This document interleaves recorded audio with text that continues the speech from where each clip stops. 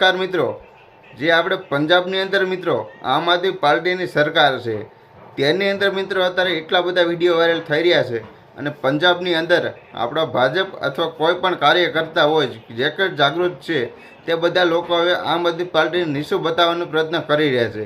તેઓ રસ્તા ઉપરથી મિત્રો તેનો ડામર ઉસકાવી રહ્યા છે અને પુલ ઉપરથી મિત્રો નાળાઓ પડી ગયા છે, પુલની અંદર કે એના ખાડા પડી અંદર હાથ ભરાવી રહ્યા છે. એવું બધું બહુ વિડીયો વાયરલ થઈ રહ્યા છે. બધા લોકો એમ કહે છે કે તમે ગુજરાતનું આવું આટલું બધું તમે સારું વિશ્વાસ કરો છો, પંજાબમાં તમારી સરકાર છે તો ત્યાં બધા લોકો કેમ કે આટલા દુઃખી છે, ત્યાં કેમ રોડ રસ્તા આવી બધી વ્યવસ્થાઓ કેમ આવી છે?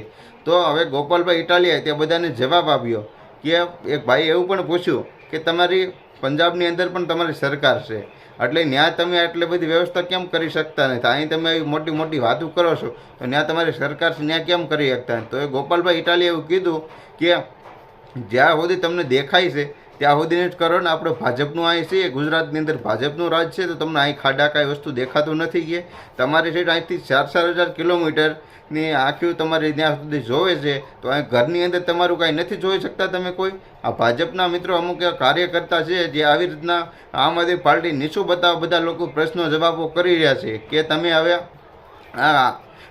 પંજાબની અંદર કેમ કોઈ સુવિધા સારી કરતા નથી?